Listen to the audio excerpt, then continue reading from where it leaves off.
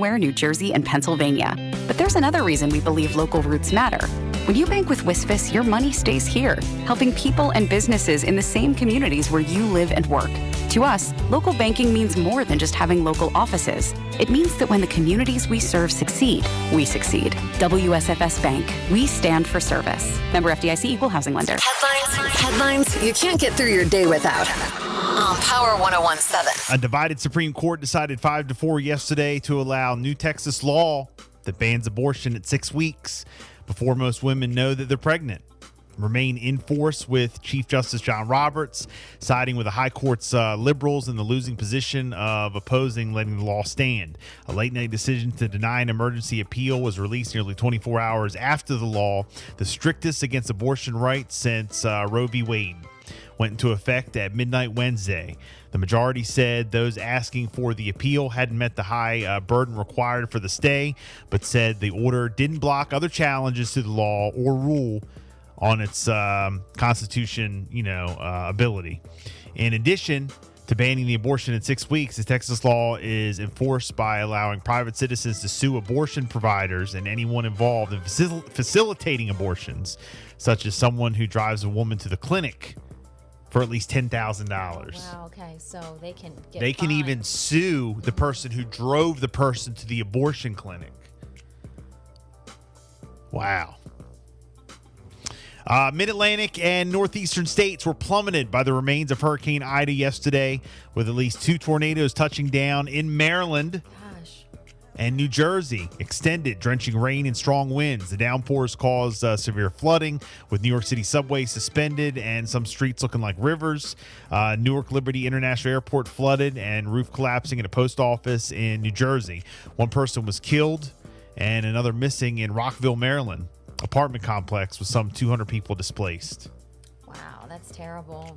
Rockville's right near D.C. Thoughts and prayers going out to everyone involved. I know, here there was... there's a few tornado stories here. The National Weather Service says that a trained weather spotter did confirm a tornado passing through the Hurlock area yesterday. Police officers also say that they spotted a tornado in that same area. There's a video that is trending online, and more updates will be given out very, very soon on that. And then another tornado. No injuries or real damage in the Hurlock area, from what I understand. Not from that one. But then there's another tornado that tore through the Anne Arundel County area, leaving a path of destruction near Annapolis, Edgewater areas. The tornado was confirmed around 2:15 p.m. yesterday. This is according to the National Weather Service. Hurricane Ida brought this heavy rainfall. 1.86 inches was at the BWI airport. Came down from 2 p.m. to 7 p.m. It did cause isolated flooding throughout Maryland and throughout the afternoon. Another tornado touched down in Charles County. The National Weather Service is actually going to confirm that as well. Some Edgewater residents were forced to scramble to safety along the West Street areas. Annapolis, like I said that they had a tornado there that caused significant damage to homes, schools, and businesses. They also had down utility poles and electric wires. Wow. Yeah. Well, meanwhile, there were some signs of recovery to Ida in Louisiana. Power had returned to some customers, including in New Orleans. All interstate systems had reopened after being cleared of debris, and AT&T cell phone service was back to 90% normal capacity. So that's definitely good. Yeah, absolutely. Definitely a good look. We were talking about that yesterday with the electricity and the cell service and all that. However, about 1 million homes and businesses still had no electric, and more than 600,000 didn't have running water. Additionally, some low-lying communities were still underwater, where search and rescue missions continued. The White House announced President Biden will be visiting Louisiana on Friday to survey the damage. Okay? So I will give it. Look, let me tell you something. I will give President Joe Biden some props. With what? What happened? If something happens, he goes. Oh, he goes. Yeah, he like does. it's like. Like he was there with FEMA before it even hit. Yes, he goes. Like he's not just sending a message to him. No. Like when there's something, he's on the ground. He's there. Yeah, he goes there. I mean, and he's what, 80, Yes. 82? No, he's 78. He's getting up there. He's going to be 82 when his turn. And I'm like, I man. think he's in his 80s yet. I mean, he might trip going up the steps, boy, but he will go to Louisiana during the hurricane. Man, I tell you, I will give him that. What's up, Bill? No, I'm just saying. I think it's a good thing. It's a good thing. So that's that. Something about his fall. No, that's that Delaware thing. That's that Delaware in him. He'll go. He'll be there. Let's see here. Members of the far-right extremist groups like the Proud Boys and Oath Keepers are planning to attend a September 18th rally in Washington, D.C. Here we go. The Associated Press reported yesterday the rally at the U.S. Capitol is intended to demand what they say is justice for the hundreds of people who were charged in connection with the January 6th attack at the Capitol. So, for people who were charged for destroying in the insurrection, they're planning to go support a rally? A rally to protest against them getting in trouble. Got it. Okay. AP cited officials as saying that because of that information, Capitol Police have been discussing whether a large perimeter fence that was put up outside the Capitol attack should be returned. Should go back up. Yeah, it should. It should. Keep them out. It should. So, apparently they're closely monitoring September 18th and planning accordingly. Yeah, you going to go there? Yes. Yes, it should be put back up. Mm-hmm. It sucks, but it should because, so. Oh, boy. Wow, okay. 3 Colorado police officers and 2 paramedics were indicted yesterday for manslaughter and criminally negligent homicide in the 2019 death of Elijah McClain, a 23-year-old black man who was stopped by police while walking after a caller reported a man who seemed, quote, sketchy, and then put in a chokehold and injected with a powerful sedative. McClain was later declared brain dead at the hospital. 2 of the officers were also charged with second-degree assault with the intent to cause bodily injury and 1 count of a crime of violence related to the assault charge. The paramedics also faced second-degree assault charges. 2 of the officers were indefinitely suspended, while the other had previously been fired. A city review found no evidence to justify officers stopping McClain. So, very sad. Sad news there.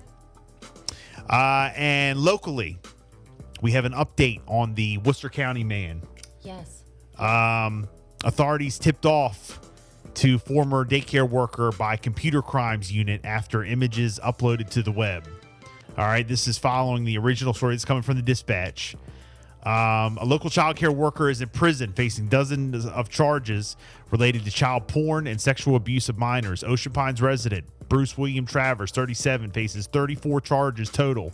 2 felony charges related to sexual abuse of a minor, family, or household member.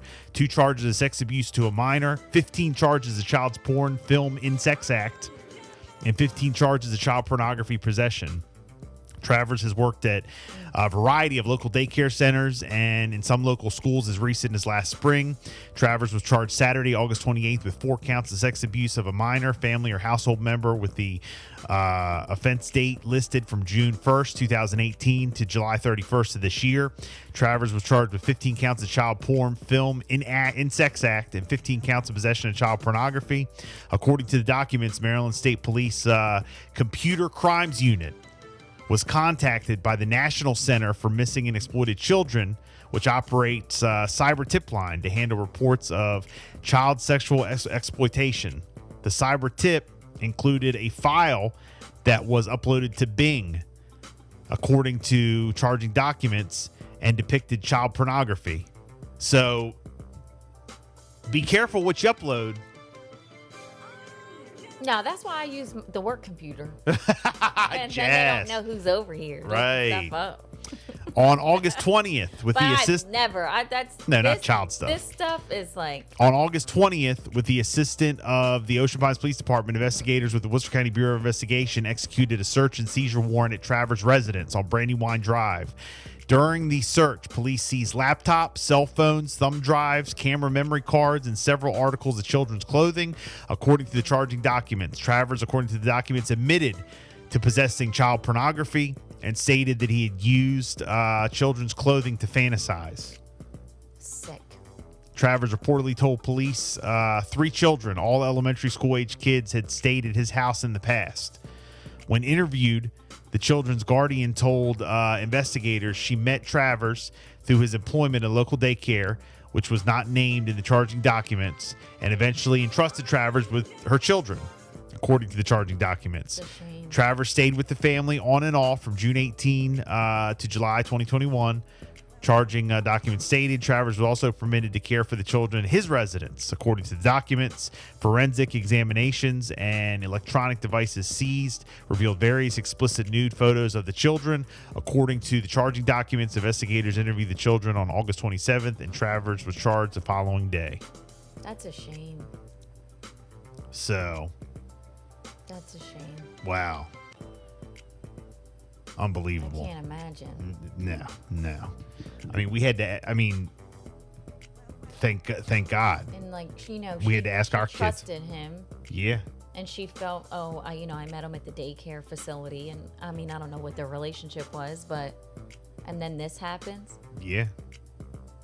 I mean, we had to ask our kids if they knew who he was. They didn't. Thank God. My older daughter knew who he was. Like, I'd seen him around or whatever because he's all around the area. Yeah. But I got a couple of messages from a couple of friends of mine saying, because he went to Stephen Decatur. Oh, so they know. They were like, OMG. I didn't know the sick. Yeah. You know, but it's just. Praying for that family. Absolutely. So. It is the Bill and Jessica Show. Throwback Thursday continues up next. The hottest music continues